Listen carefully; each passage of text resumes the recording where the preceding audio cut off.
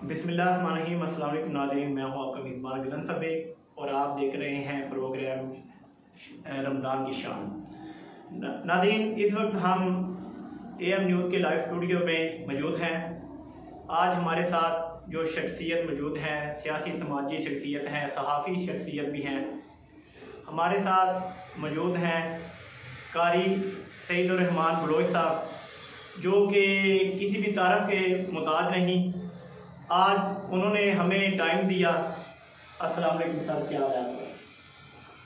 वालेकुम अस्सलाम वरहमतुल्लाहि वबरकातुहू। क्या हाल है जी, आप ठीक हैं, खैरियत से हैं? जी सर, अल्हम्दुलिल्लाह, अल्लाह का शुक्र है, ठीक ठाक। सर बहुत शुक्रिया, आज आपने AM न्यूज़ के लाइव स्टूडियो में हमें टाइम दिया।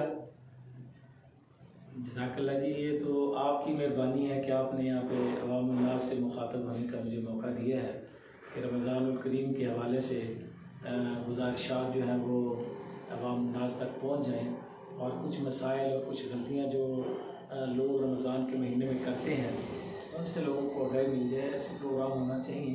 तो इस पर तो मैं आपका शुक्रिया अदा करता हूँ कि आपने मुझे अपने स्टूडियो में दावत दी है जी।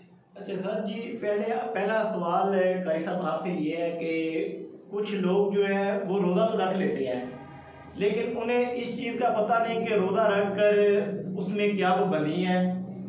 रोज़ा रख कर हमें कौन सा काम करना चाहिए, कौन सा नहीं करना चाहिए। और कुछ लोग ऐसे भी हैं कि वो रोज़ा तो रख लेते हैं, लेकिन अगले बंदे को बताते हैं कि यार मेरा रोज़ा है, उस पर सख्ती कर कर उसके ऊपर अपना रोक जमा कर। इसके ऊपर थोड़ी भी अपनी कीजिए।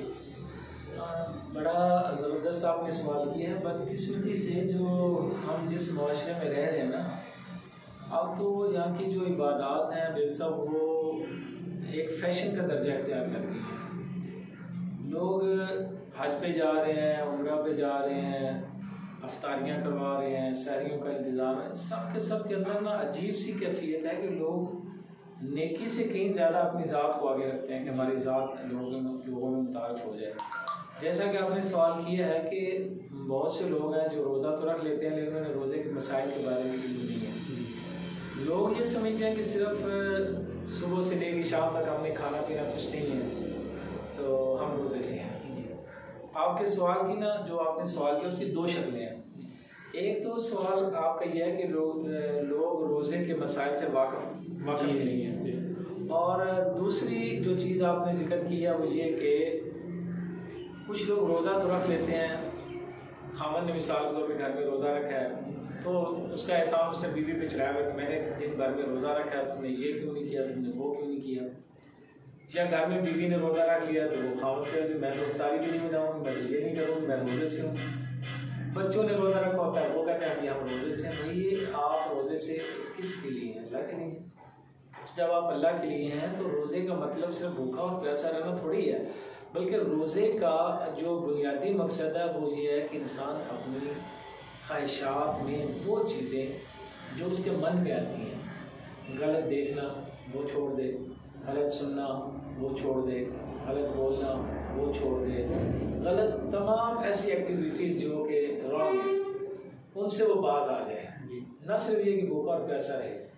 तो ये बदकिस्मती से हमारे जो रोज़ेदार हैं, अल्लाह ताला बस माफ़ फरमाए, अल्लाह हमारे रोज़ों को कबूल फरमाए, इबादत को कबूल फरमाए। बदकिस्मती से हो ये रहा है कि मैं बस अल्लाह से डर के ये बात कह सकता हूँ कि 99% रोज़ेदार ऐसे हैं जिन्हें उस हदीस के मुताबिक अल्लाह के नबी सल्लल्लाहु अलैहि वसल्लम ने फरमाया कि बहुत से रोज़ेदार ऐसे हैं जिन्हें सिवाय भूखा पैसा रहने के कुछ नहीं मिलता।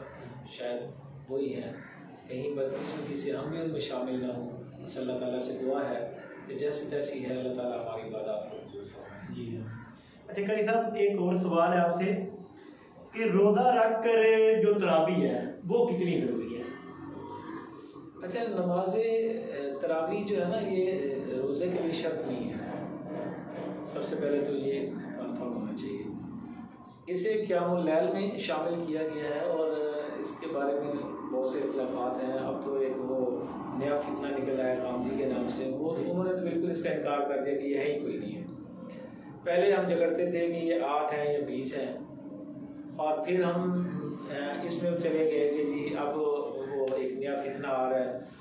नाम निहाद स्कॉलर जो टेलीविज़नों पे बैठे हुए हैं, चैनल्स पे बैठे हुए हैं, वो अपनी बात कर रहे हैं और उनका कहना ये है कि जी तरावी अब है ही कोई नहीं। अब सिरे से इसका इनकार हो रहा है। तो एक तो ये सबसे पहले कंफर्म होना चाहिए कि तरावी अलग इबादत है और रोज़ा अलग इबादत है। रोज़े के लिए तरावी शर्त नहीं है। क्या तरावी पढ़ेंगे तो बाद लोग क्या ये मशहूर है कि तरावी अगर पढ़ लीजिए तो मुझे रोज़ा भी रखना पड़ेगा, लिहाजा मैं तरावी नहीं पढ़ता, मैंने काम पे जाना होता है वो तरावी भी छोड़ देता है। और बाद कहते हैं कि जी मैंने चूँकि रोज़ा नहीं रखा तो इसलिए तरावी भी नहीं है। तो ये पहले तो ये आपके चैनल की विसादत से मैं लोगों तक ये बात मसला पहुँचा रहा हूँ कि ये याद रहे कि रोज़े के लिए तरावी शर्त नहीं है। रोज़ा अलग इबादत है, तरावी अलग इबादत है।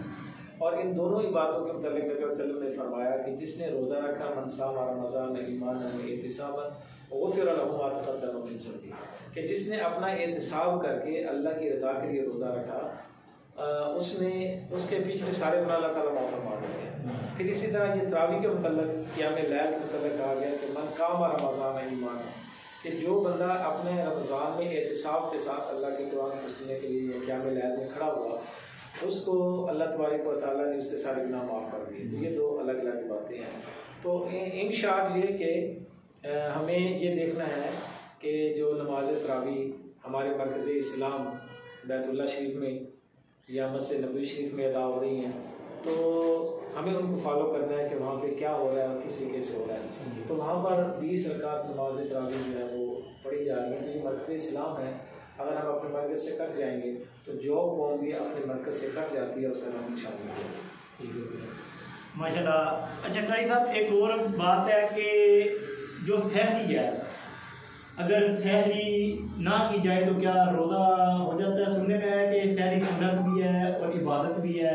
तो नबी पाक ने कहा कि जो यहूदी थे वो सहरी नहीं करते, जो मुस्लिम है उसे लाजम सहरी करनी चाहिए। तो इसमें थोड़ा सा कीजिएगा। नबी पाक सल्लल्लाहु अलैहि वसल्लम के हवाले से हदीस है, आप अलैहिस्सलाम ने फरमाया कि सहरी को खाया करो, इसमें बरकत होती है।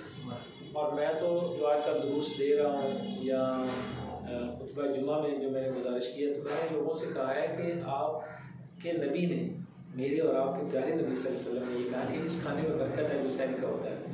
तो इसलिए जो छोटे छोटे बच्चे घरों में हैं जिन्होंने रोज़ा तो नहीं रखना होता, उनका लाजिम नहीं है, उमूमन माएँ सहरी का खाना बनाती है और फिर उनको दिन चले उनको खाना खिलाती है। या कुछ घर में मरीज़ या बूढ़े होते हैं जिन्होंने रोज़ा नहीं रखना होता, उन्होंने सुबह शुरू होने के बाद नाश्ता करना होता। तो मैं आजकल इसी चीज़ में फोकस कर रहा हूँ कि मैं लोगों से ये कह रहा हूँ कि मेरे प्यारे नबी सल्लल्लाहु अलैहि वसल्लम ने फरमाया है कि ये जो सहरी है ये एक बरकत वाला खाना है। तो आप अपने घर के बुजुर्गों को, अगरचे कि वो बीमार है रोज़ा उन्हें नहीं रखना, घर के बच्चों को अगरचे वो छोटे उनका रोज़ा उन्हें नहीं रखना, लेकिन उन्हें इस बरकत वाले खाने से मालूम ना करें। तो ये एक बरकत वाला खाना है, इसे लाजमी जो है वो इंसान को खाना चाहिए। अगर किसी वजह से इंसान को आँख नहीं खुली और वो सहरी नहीं कर सका तो वो रोज़े की नियत कर सकता है, जिसे 8 पैर का रोज़ा कहते हैं। लेकिन अगर वो जाग रहा है और जानबूझ के वो कह रहा है कि मुझे इतना लंबा रोज़ा रखना है तो ये जायज़ नहीं है, सहरी लाजमी करनी चाहिए। अच्छा कारी साहब, आपसे आखिरी सवाल है मेरा कि वैसे तो नमाज जो है वो वैसे भी फ़र्ज है, लेकिन कुछ लोग हैं वो फिर बात वहीं पे आ जाती है, रोज़ा तो रख लेते हैं, नमाज नहीं पढ़ते, जुम्मे की नमाज अदा नहीं करते। तो इस पर थोड़े से आगाह कीजिएगा, क्या ये अगर नमाज नहीं पढ़ते तो क्या रोज़ा अदा हो जाएगा? देखिए बेग साहब, जैसा कि मैंने पहले भी कहा कि इबादत जो है, नमाज है, रोज़ा है, ज़कात है, ये इनके अलग अलग दर्जे हैं। आपके ज़िम्मे मिसाल के तौर पर 5 काम लगाए गए हैं, तो आप एक काम जो पूरी ईमानदारी से कर रहे हैं और बाकी 4 काम नहीं कर रहे, तो वो जो 4 काम आपने नहीं किए उसका हिसाब तो आपने देना ही है। लेकिन जो काम आपने कर लिया है वो काम आपका मिलेगा, उसका आपको सिला मिलना चाहिए कि ये काम तो आपने कर लिया है। रोज़ा हम पर फ़र्ज़ है, ये अलग इबादत है। नमाज हम पर एक अलग इबादत है, नमाज नहीं पढ़ता तो उसका अलग से उसने हिसाब किताब देना है।